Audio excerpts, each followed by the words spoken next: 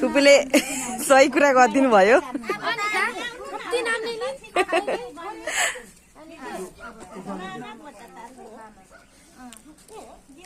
छिलिङ फार्महरूको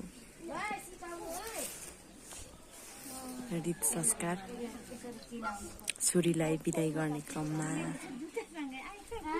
डोगबेट कार्यक्रम हुँदैछ।